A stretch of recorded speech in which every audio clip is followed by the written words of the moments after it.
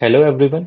मैंने देखा है कि कई लोगों को यूपीएससी में सी सेट के पेपर में काफ़ी दिक्कतें आती हैं, खासकर उन लोगों को जिन्होंने 10th के बाद मैथ्स के अलावा दूसरे सब्जेक्ट्स को ऑप्ट किया।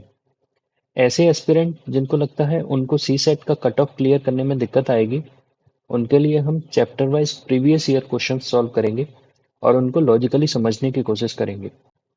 शुरुआत करते हैं परम्यूटेशन एंड कॉम्बिनेशन से, जहां से 2023 में 10 क्वेश्चंस आए थे। चलिए फर्स्ट क्वेश्चन से शुरू करते हैं। A selection is to be made for one post of principal, principal की एक post, and two post of vice principal, तो वाइस प्रिंसिपल की two post. Amongst the six candidates called for the interview, only two are eligible for the post of principal, while they all are eligible for the post of vice principal. Total 6 लोग हैं, उनमें से principal की post के लिए 2 लोग eligible हैं और पूरे के पूरे 6 लोग वाइस प्रिंसिपल की पोस्ट के लिए एलिजिबल हैं। लेकिन 6 में से एक तो प्रिंसिपल कोई बनेगा, 2 में से तो बचे 5 लोग। अब इन 5 में से 2 लोग हमें सिलेक्ट करने हैं, तो 5C2 से हम निकालेंगे, जो कि आएगा 5 into 4 / 2, दैट इज 10। तो 2 कॉम्बिनेशंस बनेंगे प्रिंसिपल की पोस्ट के लिए और 10 कॉम्बिनेशन बनेंगे वाइस प्रिंसिपल की पोस्ट के लिए। टोटल 20 कॉम्बिनेशंस बनेंगे। इन तीनों में से कोई ऑप्शन मैच नहीं कर रहा, तो नन ऑफ द अबव हमारा आंसर होगा। सेकंड क्वेश्चन देखते हैं। A student has to opt for 2 subject out of 5 subject for a course. 5 में से 5 सब्जेक्ट हैं, उनमें से 2 सब्जेक्ट उसको चूज करने हैं। Commerce, economics, statistics, maths one, maths two. लेकिन मैथमेटिक्स टू के लिए कंडीशन क्या दी हुई है? Math two can only be offered if maths one is also opted. तो जब मैथ्स टू सिलेक्ट किया जा रहा है, तब मैथ्स वन ऑलरेडी सिलेक्टेड होगा, तो ये 2 सब्जेक्ट तो हो ही गए। तो मैथ्स टू के केस में सिर्फ एक ही कंडीशन आएगी और बाकी बचे 4 सब्जेक्ट। इन चारों में से कोई भी 2 हम चूज कर सकते हैं। अगर हम मैथ्स टू को नहीं सिलेक्ट कर रहे हैं तो 4C2, दैट इज 4 into 3 / 2, यानी कि 6। तो टोटल केस कितने हो गए? 1 + 6 = 7। तो हमारा आंसर हो जाएगा सी। थर्ड क्वेश्चन देखते हैं। There are 5 task and 5 person. Task one can not be assigned to either person one और टू। पर्सन्स को लिखते हैं यहाँ 1, 2, 3, 4, 5। टास्क वन, टास्क टू के लिए कंडीशंस दी हुई है। Task one can not be assigned to either person one और पर्सन टू। तो वन और टू को नहीं दिया जा सकता ये वाला टास्क, इन तीनों में से किसी को दे सकते हैं। Task two must be assigned to either person three, person four. तो इसको 3 या 4 को ही दिया जाना है, बाकी इन तीनों को नहीं दे सकते। बाकी टास्क किसी को भी दिए जा सकते हैं। एक कंडीशन ये है कि every person is to be assigned one task. एक पर्सन को एक ही टास्क दिया जाएगा और सबको एक टास्क मिलेगा। तो टास्क को हमने कुछ इस तरीके से पोजीशन वाइज लिख दिया है।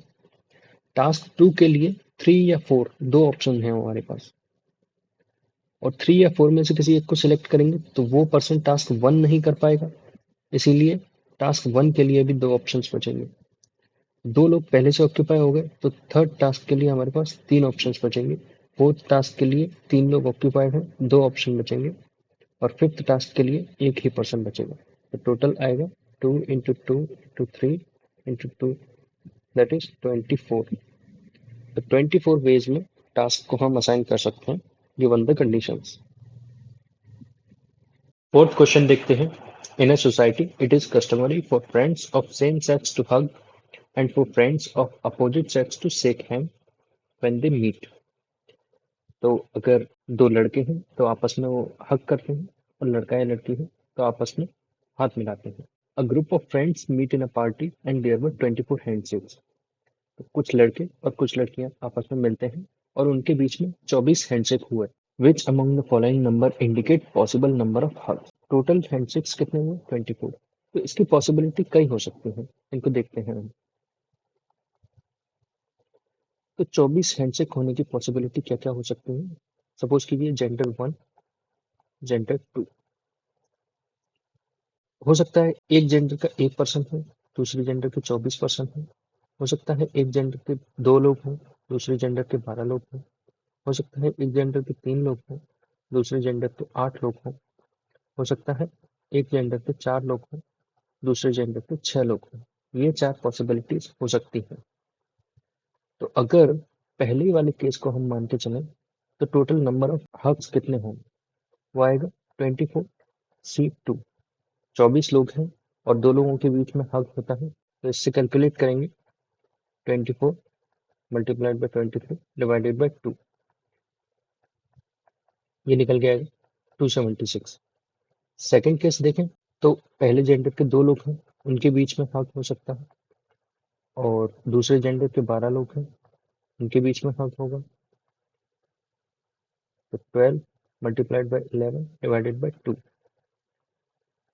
ये निकल के आएगा 66। तो टोटल नंबर ऑफ हग कितने हुए? 1 plus 66, that is 67। Third case अगर हम देखें तो 3 लोगों के बीच में हग हो सकता है, 3C2, that will come out to be 3 into 2 into 1 divided by 2, that is 3। और 8 लोगों के बीच में 8C2, 8 into 7 divided by 2, that will come out to be 28. The total number of hug इस केस में कितने हो गए? 3 plus 28, that is 31. Fourth case को अगर देखें तो टोटल नंबर ऑफ हग कितने होंगे फोर्थ केस में? 4C2 plus 6C2, यानी कि 4 into 3 divided by 2 plus 6 into 5 divided by 2, that will come out to be 6 plus 50 equal to 28। तो प्रोबेबल नंबर ऑफ हग्स कितने आ रहे हैं? 276 हो सकते हैं, 67 हो सकते हैं, 31 हो सकते हैं, 21 हो सकते हैं। इन चारों में से जो भी हमारे ऑप्शन से मैच करेगा वो हमारा आंसर हो जाएगा। तो फोर्थ क्वेश्चन में ऑप्शंस क्या क्या दिए? 39, 30, 21, 20। यही ऑप्शन है जो हमारा मैच कर रहा है। फिफ्थ नंबर ऑफ क्वेश्चन देखते हैं। In a question paper there are 5 questions to be attempted. 5 question है। Answer to each question has 2 choices, true or false. It is given that no two candidates have given the answer to 5 questions in identical sequence. तो किसी भी candidate ने exact sequence में answer नहीं दिए। For this to happen the maximum number of candidate is, तो maximum number of candidate कितने हो सकते हैं? तो किसी का भी सीक्वेंस मैच नहीं कर रहा है, तो जितने मैक्सिमम नंबर ऑफ सीक्वेंस हो सकते हैं उतने ही मैक्सिमम नंबर ऑफ कैंडिडेट्स हो सकते हैं। तो अगर हमारा सपोज कीजिए एक क्वेश्चन होता तो कितने सीक्वेंस हो सकते थे? ट्रू हो सकता था, फॉल्स हो सकता था, सिर्फ 2 सीक्वेंस, यानी कि 2 टू द पावर 1। अगर हमारे 2 क्वेश्चंस होते तो कितने सीक्वेंस हो सकते थे? True false, true true, false true, false false, 4, यानी कि 2 टू द पावर 2। अगर हमारे 5 क्वेश्चंस हैं तो कितने मैक्सिमम नंबर ऑफ सीक्वेंस हो सकते हैं? 2 टू द पावर 5, यानी कि 32। सिक्स नंबर का क्वेश्चन देखते हैं। There are 4 horizontal and 4 vertical lines parallel and equidistant to one another on the board. What is the maximum number of rectangles and squares that can be formed? तो इसको तो हमें solve करके ही देखना पड़ेगा, इसका कोई शॉर्टकट मेथड नहीं है। सिक्स नंबर का question, 4 horizontal line, 4 vertical line, तो इनमें देखना है कि कितने रेक्टेंगल्स और स्क्वायर्स बनते हैं। तो हम इतने को हम एक यूनिट मान के चलें, तो एक यूनिट ये 1 2 3 4 5 6 7 8 9, 9 1 बाई 1 यूनिट के। और अगर हम 2 यूनिट बाई 1 यूनिट देखें तो 1 2 3 4 5 6, और 6 वर्टिकल डायरेक्शन में। अगर हम 3 यूनिट बाई 1 यूनिट देखें तो 1 2 3 और 3 वर्टिकल डायरेक्शन में, +3 +3। अगर हम 2 यूनिट बाई 2 यूनिट देखें तो 1 2 3 एंड 4 +4। अगर हम 3 यूनिट बाई 2 यूनिट देखें तो 3 unit by 2 unit, 1 2 three and four. और अगर हम 3 यूनिट बाई 3 यूनिट देखें तो ये बड़ा सा स्क्वायर प्लस वन, इन सबको काउंट करेंगे। 9 + 6 15 +6 21 +3 24 +3 27 +4 31 +4 35 +1 36। Total number of rectangles and square in this question will be 36.